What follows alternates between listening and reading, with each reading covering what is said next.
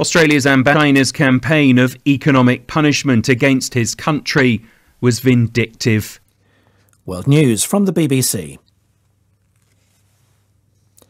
Police in the Bangladeshi capital Dhaka have fired tear gas and rubber bullets to disperse hundreds of people protesting against the visit of the Indian Prime Minister Narendra Modi for celebrations of the 50th anniversary of Bangladesh's independence from Pakistan.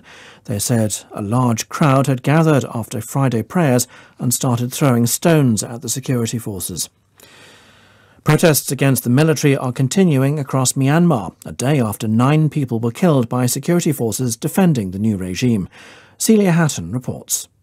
Hospital workers in Mandalay hung out rows of white medical coats painted with black ribbons to symbolise the more than 300 people who've been killed by the security forces since the coup. That show of defiance was repeated in several districts of Yangon, including displays of safety helmets, many painted with the words, "We want democracy." The protest and the sanctions imposed on the new regime are having a significant impact on the Burmese economy, with the World Bank forecasting that the economy will shrink by 10% this year. The Saudi Energy Ministry has confirmed that an attack by the Houthis in Yemen caused a fire at a petroleum distribution facility in Jazan. The Saudi-led coalition fighting the Houthis in Yemen says it intercepted a number of drones laden with explosives last night that were aimed at several targets in the south of Saudi Arabia. Nepal has eased coronavirus quarantine rules for visitors in an attempt to attract more climbers to Mount Everest and popular trekking routes. Under the new protocol, tourists will have to present a proof of vaccination or a negative test before departure, submit to a test on arrival before quarantining until their results come back.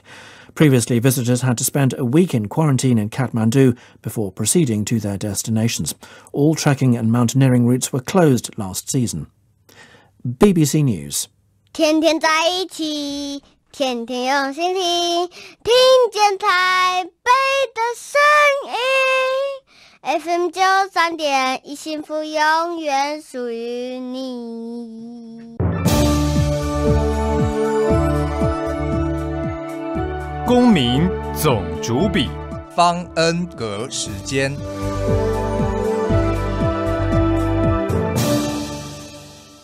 谁当家？谁当家？谁当家？你当家？谁当家？谁当家？谁当家？我当家。你当家？我当家。我当家。到底谁当家？你来当家。Welcome to Residence Messenger on Taipei Broadcasting Station with your host, Ross Darrell Feingold. Our guests today are Janet Lin Jun and Fleks from the Taiwan Alliance for the Advancement of Multi-Art Culture Youth Center. Mandarin name Janet is? Lin Yi Jun, but everyone call me Lei Lei. And the name of the organization in Mandarin? 艺青会，台湾多元艺术空间艺术青年发展会。Sorry, it's too long. But we usually call 艺青会. Okay, so Janet, you're a board member of the I Ching Hui, and yes. Fleks, you're a street artist, well known here in Taipei, and you also do artistic activities with the I Ching Hui. But before we talk in detail about the I Ching Hui, Janet, tell us a little bit about yourself. Which part of Taiwan are you from? Okay, I'm from Miaoli, which people will say call as Miaoli country. Countryside, yeah. But you've developed a career in the kind of not just the Taiwan, but the international arts industry. Yeah. So actually, I born in Miaoli and I grew up in Miaoli. Also, I'm Hakka. And when my high school was in Taipei, Yongchun High School, and later I moved to Tainan. I studied in Changlong University. Then later I began work around 5 years. Then I moved and I studied in Scotland, Glasgow. Yeah. Was there something in your youth growing up in Miaoli, in the countryside, the beautiful countryside, that inspired you to pursue a career in international arts? No, I never think about I will do anything about art, because when I was in elementary school, I got every major A+, just only 2 not. sport and art. So I always think that if my art teacher knows that I'm doing the art business, must be crazy. Shocked. Really shocked. Yeah. So art was not a strong subject for you as a child. No, not at all. But my mom sent me to the painting class and teach me to see a lot of beauty stuff. I think it helps. Was that traditional painting or more a Western style kind of painting? I think, well, I don't really know, remember right now, but maybe more a Western style. Yeah. And how about you, Fleks? You're not from Taiwan. I'm from the Netherlands originally. Which part of the Netherlands? The south. I'm from Eindhoven. And did you have a exposure to street art as a child that later inspired you to make it a profession for yourself? Yes, it always intrigued me, the fact that one day you're walking down the street and the next day somebody added something without anybody asking for it, and it was very colorful, and the hand styles of the tags that I used to see were very powerful to me as a child. Yeah, for some of our audience who might be unfamiliar with street art, you just mentioned tags. Yeah. What is a tag? Well, there's a difference between street art and graffiti. Most people that these days learn about street art think that graffiti is the same, but graffiti is something that has originated in America in the late 60s, early 70s, and then it developed to the trains of New York, and from the... I could verify that coming from New York City. Oh, right. Growing up there in the 70s and 80s when graffiti was a serious problem in the subways. Well, you call it a problem. For many people, it's a solution. It's it's like the voice of the ghetto, how it originated, and from that it has basically expanded ever since. And yes, the problem part has expanded, but the artistic part has developed as well, and that's what brought me here today, I guess. Here to Taiwan, you mean, to do street art? I mean, to talk about this kind of thing, that it's still a relevant matter.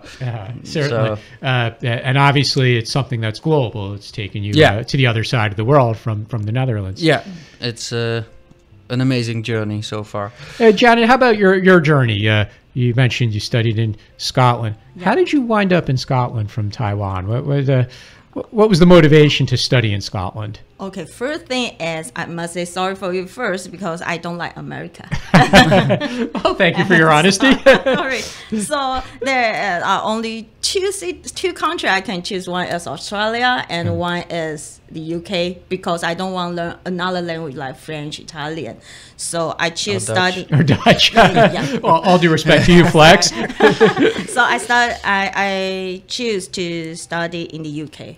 Final, Well, but why Scotland? You could have gone to England. You could have gone to Wales, it's an Northern accident. Ireland. Yeah, because before I applied a school, actually it's a branch of my university called Glasgow Cladonia University, which is located in Scotland, but they have branch in London.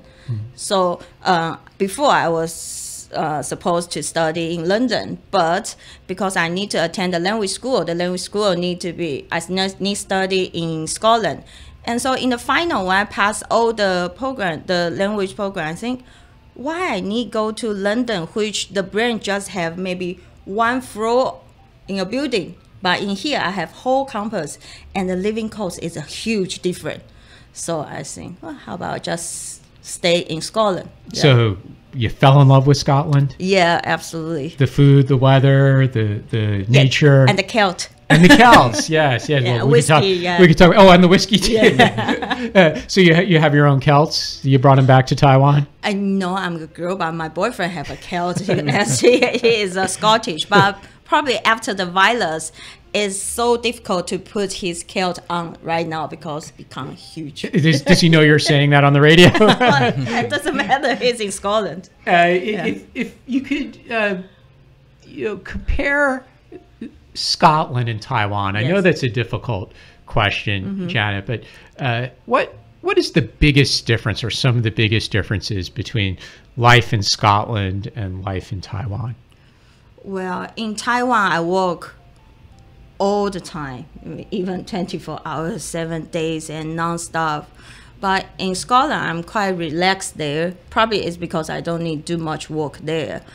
But I usually compare with a Scottish and Hakanese, and they have the similar background and history. Yeah, it's another subject I'm researching for right now. Yeah, a lot of Hakka people in Scotland, did you find? Yes. Yes. Not just you. Yeah. But when one time I remember I went to a very small Hong Kongese style restaurant and I heard the same language as my Hakanese. And I asked them, they say maybe they already in there, maybe 3 generations from Guangdong, Meishan, which is my grandfather's hometown. Yeah, a lot of Hakka people in Taiwan come from Guangdong, Meishan. Yes.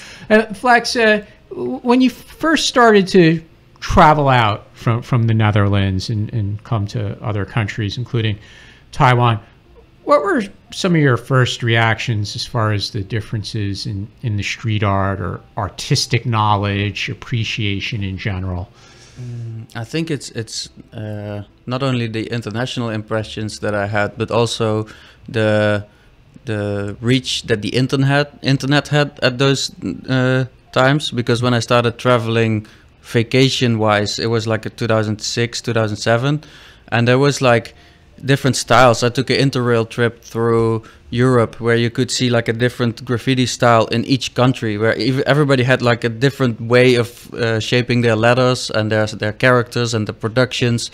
And then a few years later, I noticed that basically everybody is following like the global trends in terms of design and fashion. And then of course, with Banksy being such a prevalent influence on many street artists, everybody has been sort of exploring more and more, deeper and wider. But one common thing, for example, in the West, I think, is that there's a lot of street artists around art schools, so they can impress their fellow students with their work. But then as soon as you turn like 3 or 4 blocks away, that's just normal graffiti again. So I think, yeah, the internet and the international graffiti and street art world are quite interconnected with each other.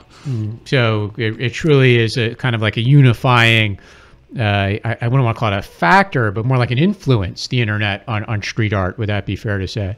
Yeah, for sure, because we can not only see the people we admire at home or in your own city, but you can also, like the lecture used to be very scarce back in the days, in the 90s or the 80s. There was like 2 or 3 books in the 80s that were relevant about graffiti and street art, and now it's a whole section online mostly, but you can order like bookshelves full of material for that. So one thing that I noticed when I came to Taiwan, for example, which is kind of interesting, is that it's a little behind in terms of like the global, not the global, but like the local development, because it started relatively late here. It started around 2000, whereas like we just mentioned, the original graffiti and street art scenes basically originated in the 70s, 80s.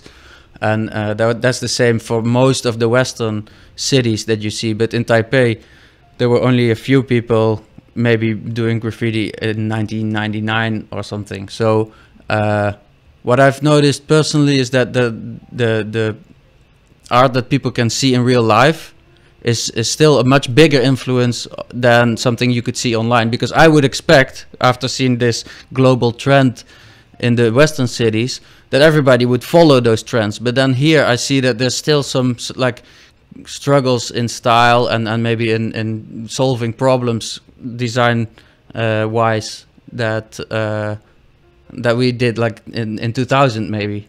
And that has then to do with like different factors like materials and stuff. But I would think that the internet would have solved those problems. But here they're still pretty prevalent. Is that due to language barriers, or is it due to lack of resources to expand the street art scene in Taiwan, or maybe the mentors don't exist here? You're a good mentor, but you're one person.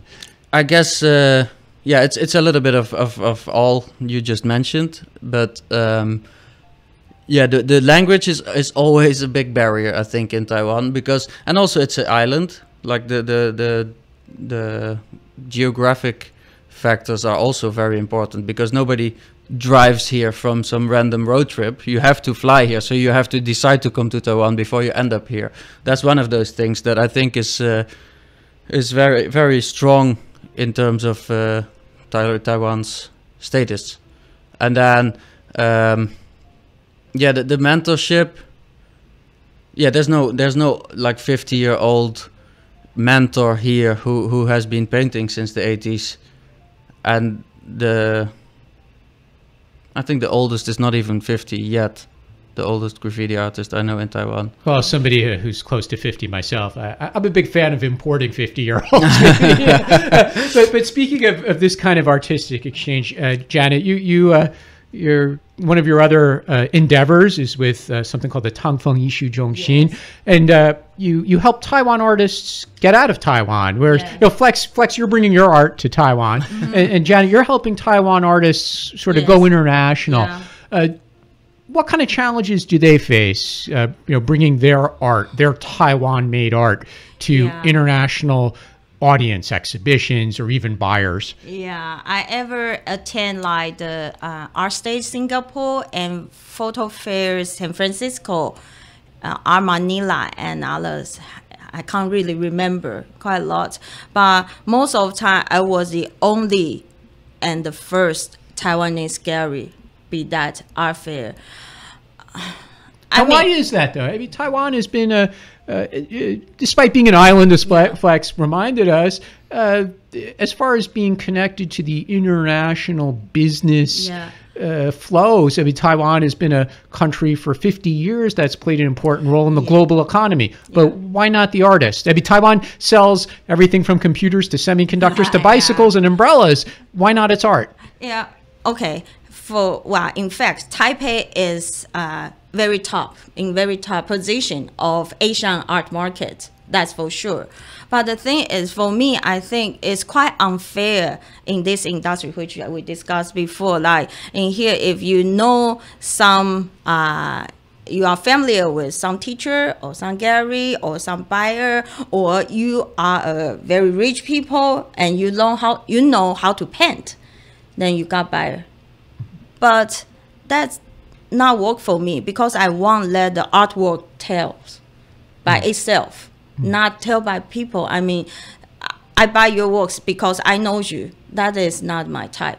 So I brought as a very big challenge, and a lot of gallery owner ask me, why you do that? Why you not stay in the safe zone? And why you spend a lot of money? But actually, I didn't spend that much money.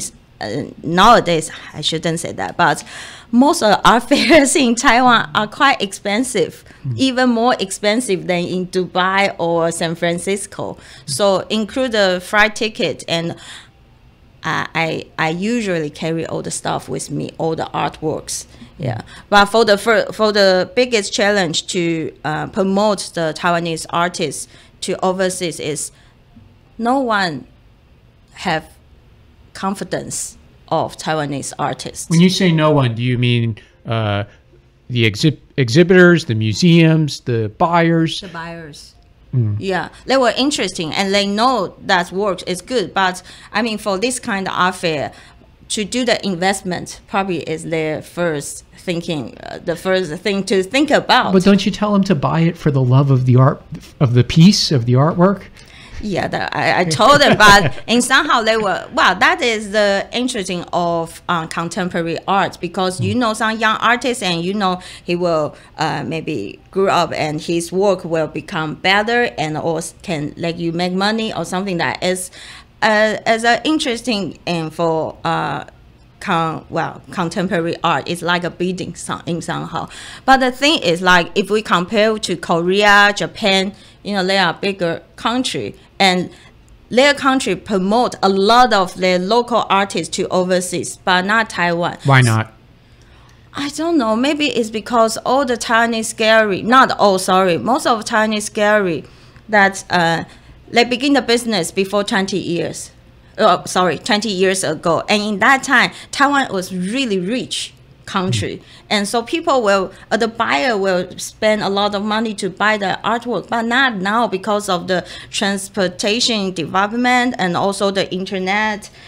it's all changed. All the art market changed. So we need to find a way to, to do the art market, not just stay in the safe zone. But for the art gallery that's who already open for 20 years, the owner, maybe their language is not good enough to contact with the overseas buyer, or they afraid, or they already have buyer to support them in here. But I'm not. I'm nothing. My career and nothing about art industry. So I need to find a way for me and my artists to survive. And also, but I always encourage all of the art gallery owner that I'm familiar with. I say, come on, getting more and more Taiwanese artists attend in overseas and show their artworks, then can make all the world have confidence for the Taiwanese artists, then can be a big improvement. Let us try to fight for that. Could it be that very talented artists from Taiwan have left Taiwan before they became successful as well? Yes. And then when they come back, they are successful with the already established galleries? Yeah, but their work's already high price as well. In your recent experience, Janet, which forms of art by Taiwanese artists are getting more popular with the overseas buyers? Is there a specific form like painting or sculptures, pottery, or something else? Okay, first I must say that Taiwan's market is the most friendly market I ever seen in the world. Like in Philippines, you can't sell like landscape or something. They like the people's face and character, like this kind of stuff. But in Taiwan, we accept everything, every material, any size, any topic of the world. I'm so proud of that. And you are talking about nowadays market. I think people like the artwork can make you cheer up. Maybe light color, maybe cute character, and something bright, to not so dark stuff. Yeah. But in using which kinds of mediums are more popular from the Taiwan artists? Many different. Like I know one artist used Gangdan. What is Gangdan? Oh yeah, the Gundam, the mech toys. To make sculpture. And one of the member of our team, he made his own toy as well, like a pocket toy, but it's a sculpture as well. And like Fleks, he used the 数位艺术, how to say, the digital art, and also graffiti, many different kind. But most, of course, is still painting will be most.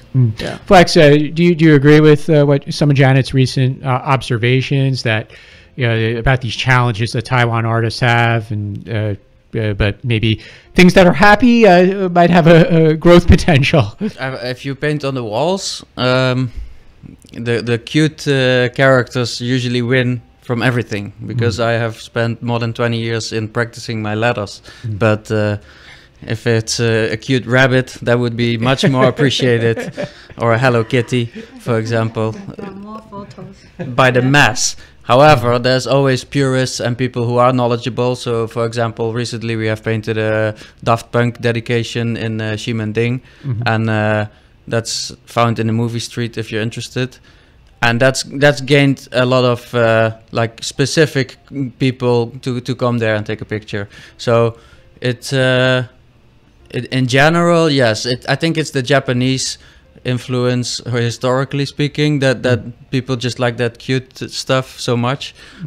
But I don't know, it's I think the colorful stuff is usually very appreciated compared to, say, a black and white graffiti on your roller door or something. Although there's a lot of people who take selfies with those types of graffiti as well, because it represents something that they feel related to.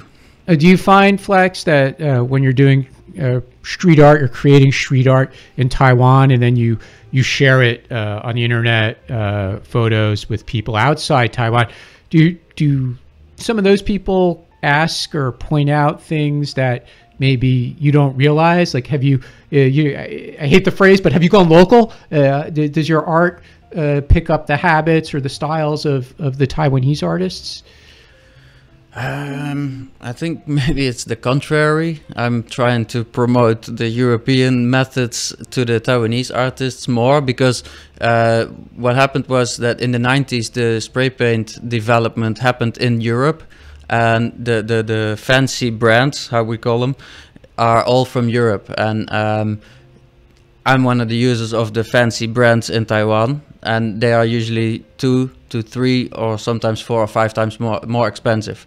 And that means that your art will possibly look much better, I would claim so. But that also kind of excludes a whole group of like younger generations from trying it easily. For example, with street dance or break dance, you can just look at a video and try at home. But with the spray paint, if you get the cheaper local brands, then you kind of practicing with a handicap a little bit. So I do like to take, for example, in my futuristic visions, because I like to make a lot of cityscapes and stuff. I really love the fact that if I walk through Taipei or I take my motorbike, I'm kind of like time traveling, because I feel like Nangang and Xinyi, that has a very futuristic feeling. Whereas then if you are in Wanhua and Longshan area, it's kind of like you're going 60 years back in time. So those visual references, I like to have them return in my work. But technically speaking and painting wise, I like to give back to the local community. Well, we're going to take a short break, but when we come back, we're going to talk more about giving back to the local community and passing on some of the street art, and we'll talk about street dance as well. You're listening to Residence Messenger on Taipei Broadcasting Station.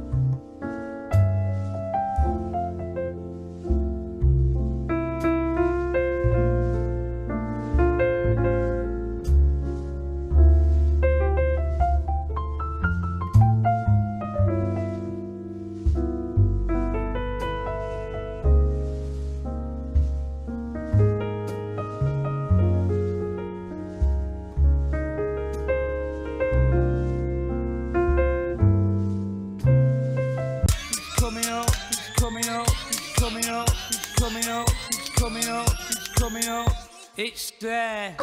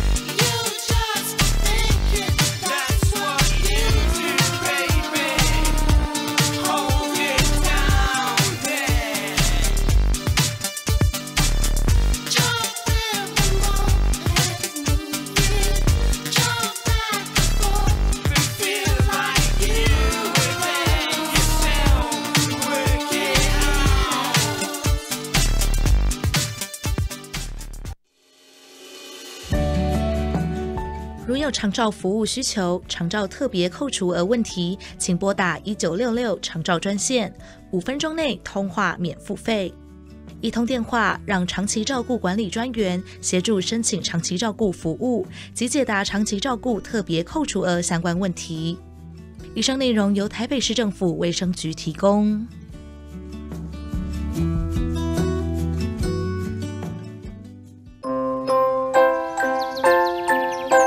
爸爸应酬不开车，黄色嘟嘟安全多。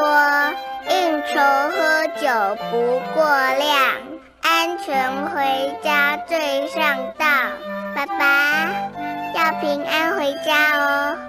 喝酒不开车，开车不喝酒哦。让我们一起尊重生命，拥抱亲情。我是指挥中心疫情监测组组长周志浩。校园请落实防疫措施，请家长注意，孩子发烧或身体不舒服时，赶快就医，并且在家休息。也请大家共同配合，保持教室通风。使用空调时，对角要各开1扇窗。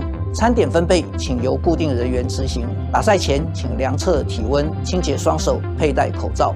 搭乘学生交通车或大众运输时，也请记得佩戴口罩。有政府，请安心。资讯由疾管署提供。家己电台吼，家己主持咧。大家好，我是郭文铁，我伫台北广播电台。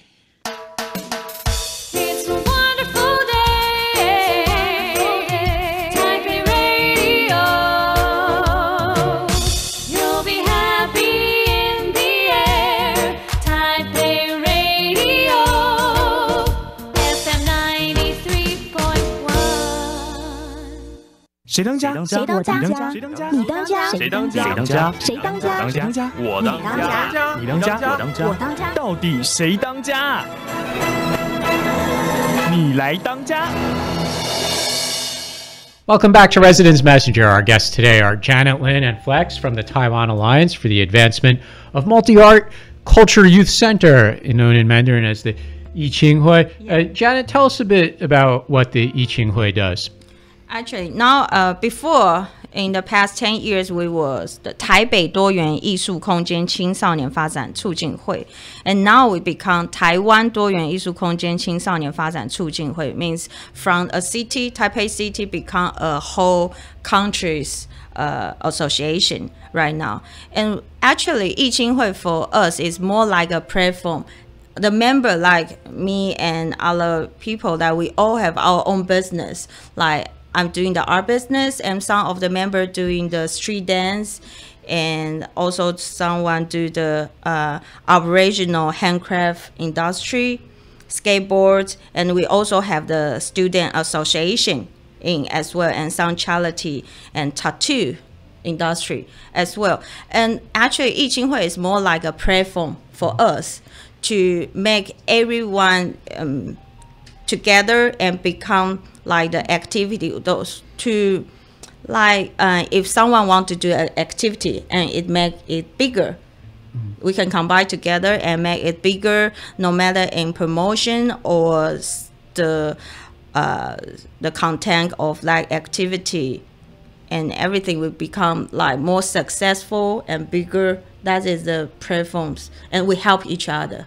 Yeah. Why are youth, young people, teenagers in Taipei so interested in these kinds of artistic activities, Janet? I think it's not just in Taiwan. All the world, the young people like this kind of stuff. Like when we travel to Uganda or Nepal, because we do the art charity trip there, and we attract a lot of young people. They think it's cool, like street dance is cool, breaking, popping, this kind of stuff, and also the graffiti.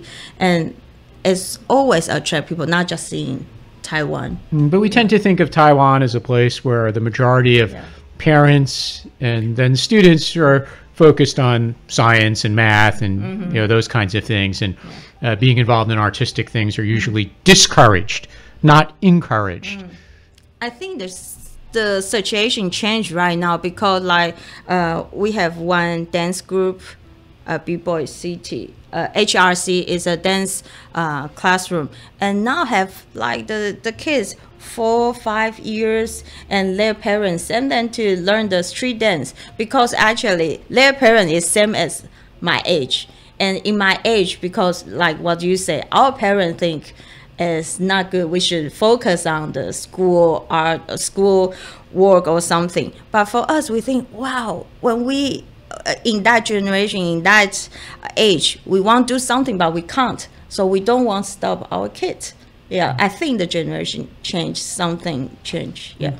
Fleks, the younger people in Taipei or Taiwan, they seem pretty talented at some of these activities as well, whether it's street dance or street art. Is this just a natural ability that exists here in Taiwan, or is there some other explanation why we could walk through some neighborhoods such as Ximending, where a lot of your artwork is, or we see young people practicing street dance in various venues around Taipei? Well, what makes them so good at this kind of stuff?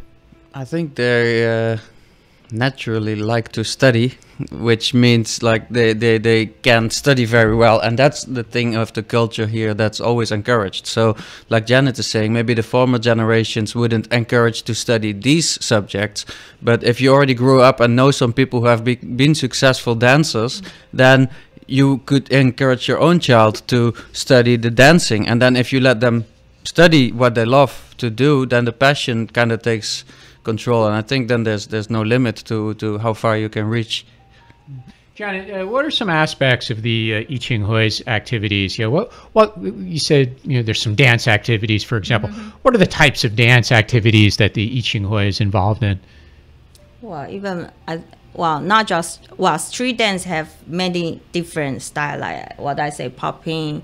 A lot of us are not familiar with street dance. You may need to explain what are these, what's popping, and what are these other types of street dance for those who don't know. I explain, I dance. No, you don't have to dance, you could explain. I think you've got the original breakdancing and HRC. I think they have workshops in all those different elements now. Because popping, that's like the robot, right? The old-fashioned. Because I'm not that familiar, but I know that popping is. It looks like you're breaking your bones, whereas the breakdancing is more. I think they're gonna vilify me for this explanation, but that's more like the traditional form of the street dance, like the b-boying from the hip-hop culture. Yeah, b-boy. And street dance, I think, has always been sort of like in between hip-hop and popular dance, and all those directions are, I think, represented in the HRC department. Yeah. And do you know that in 2024 the Olympic in Paris, now the street dance become one of the subjects. It's going to be an Olympic event. Yeah. Yeah. So Taiwan hopefully will send some participants. Yeah. They gotta beat the Dutch first, which are pretty prolific. But Fleks, you've been involved or around the street scene, but you migrated more to the art, not the dance. That's right. Well, like we were discussing earlier, the graffiti is something that's been branching out ever since, in terms of like there's groups of people who do one specific element. For example, in Europe, there's guys who paint trains only. You would never see him on a wall. You would never see him tagging. For them, it's more like an extreme sport. So they just have their regular life, daytime job, and then a few times a week they escape and have this train painting moment. Are you saying like during the day they're a banker or something really conservative, that at night they sneak into the train yard and possibly do graffiti? It could be a different profession, but it could be like it's like a double life. Whereas other people, for example, like me, I live off what I do, so I'm involved with painting every day, more on an artistic base, where the extreme sport level is fairly low, more like a labor intensive level. So then you have the people like Banksy who are in that fine art level, and to aspire that in Taiwan, I think it's gonna be pretty tough. So that's why a lot of guys are like juggling with commission jobs, and they do say they paint a mural for a restaurant, and then in the weekend maybe they can go to the riverside to paint their their free work and develop their skill, because that's a nice place where you can do that in Taipei. For people who've never done this, say a younger person, never done any street dance, never done any street art, what age is still time to get into this? If you've never done this when you're 16, is it too late, Fleks or Janet? How old is too old to get involved in or trying to learn how to be a street dancer or street artist? I think it's a state of mind. Like, you have to want to learn it and do the work, and then if you're 35, you can do it. But don't compare yourself to this 15-year-old who has been doing it for 5 years already, because that's not fair. Like, I think the earlier the better. But if you want and you work, but if you are willing to do what is necessary to reach the level you are aiming for, there's no age to not do it. I mean, I think the younger age is better, but like the school systems, they don't educate these subjects unless it's maybe like a workshop once or twice a year. So yeah, you gotta. I started doing the graffiti when I was 11, so that's fairly early. But then I've seen people surpass me who started after me, and I was like, that's not fair. But it was kind of like me being too lazy, maybe, or not ambitious enough. So yeah, it's more about the state of mind, because some people, they practice it very hard for 2 or 3 years, and then they settle on this moment where they feel good enough to just take it easy for the rest of their life. So I think it's like with any passionate subject or hobby or profession, I personally have decided that I never want to stop developing, and I like to share it with others. So that's why we're here as well, because I think from sharing what you've learned so far, you can also learn more, because you actually need to vocally tell others what you have learned, and then you can be like, you can draw your conclusions from that while you're doing it. So, Janet, what's the reaction from the broader public when you tell them about the I Ching Hui? And again, a lot of people, they're just not familiar with street dance or street art. Do people say, like, this is great, Taipei needs more of this, or Taiwan needs more of this, or are people reluctant? They say, like, oh, well, we don't want kids dancing or painting around riversides, like Fleks mentioned. What's the reaction from people, the general public, to the activities of the I Ching Hui? No, I mean, until I still quite most are positive. From the government and the corporate level, it's fairly positive.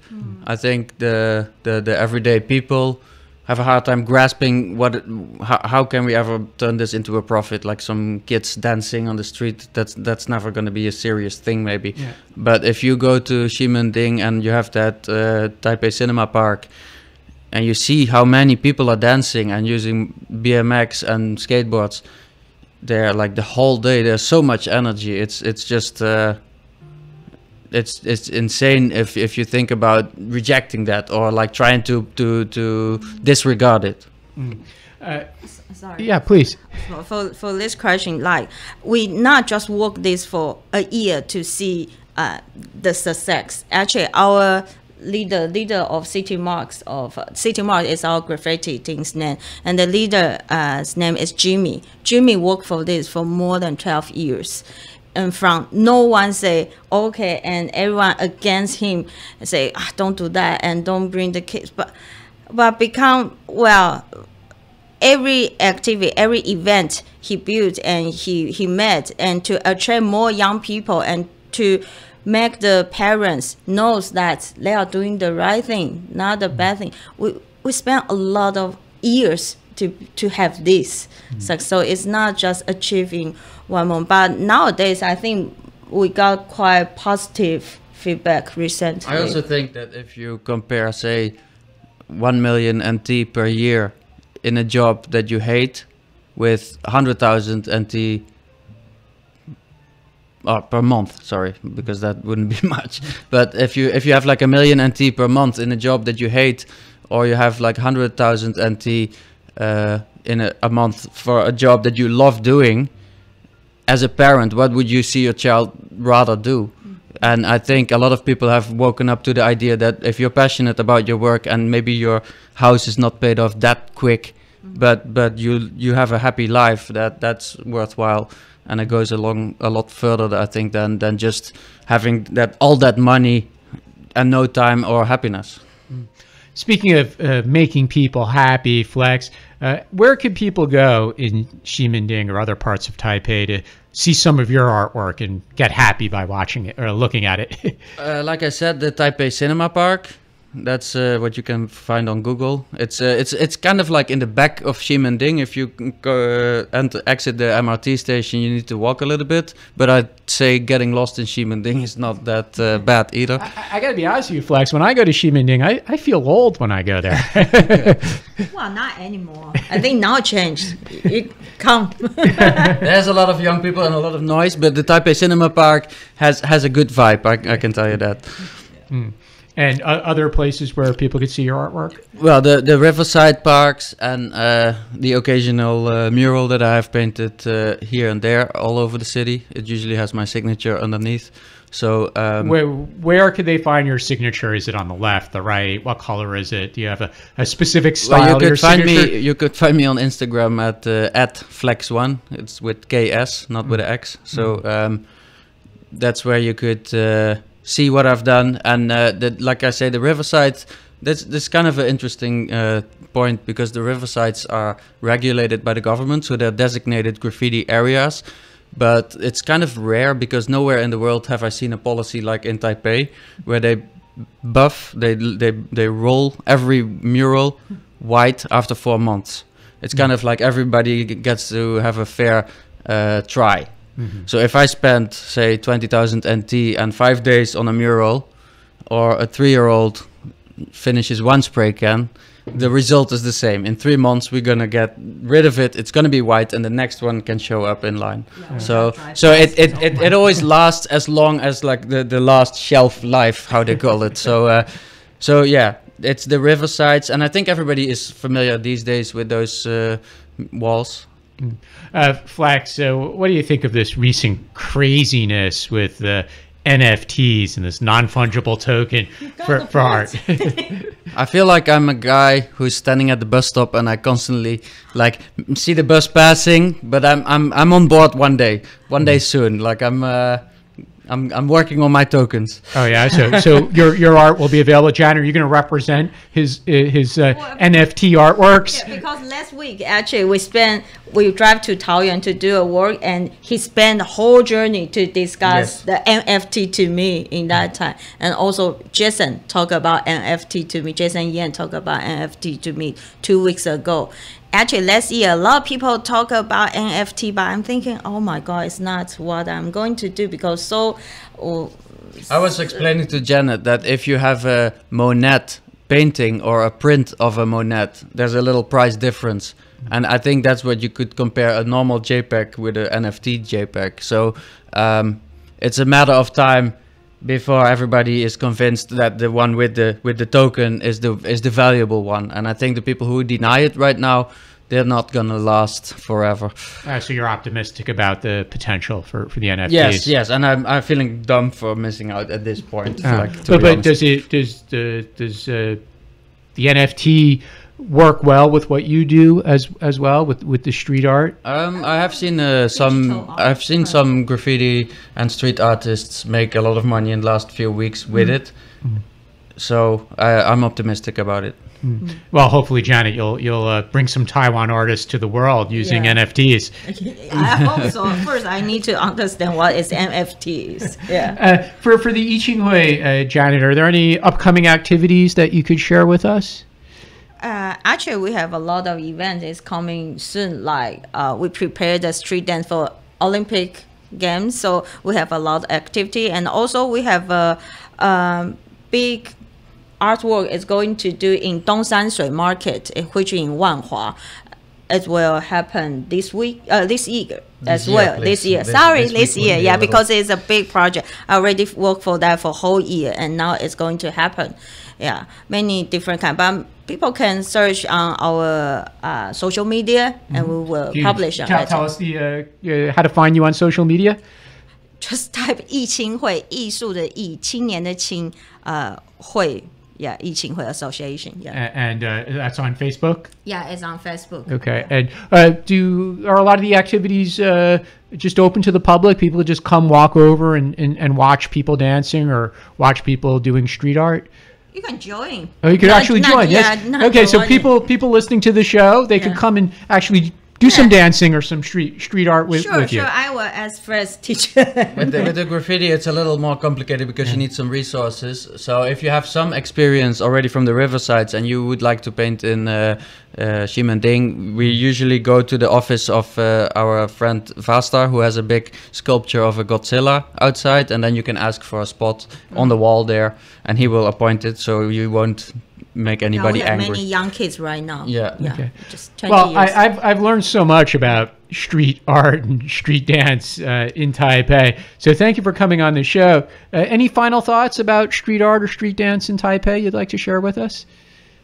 Well, what I really like about it is that it's free. You don't need to have any contribution or anything. And if you really want to try it, you should just try it without a coach. And if you really like it, then you can take it to the next level, I think. Well, thank you. Our guests today have been Janet Lin and Fleks from the Taiwan Alliance for the Advancement of Multi-Art Culture Youth Center. Yi Qinghui. Thank you. Thank you, guys. Thank you, Ross. Thank you. You've been listening to Residence Messenger on Taipei Broadcasting Station.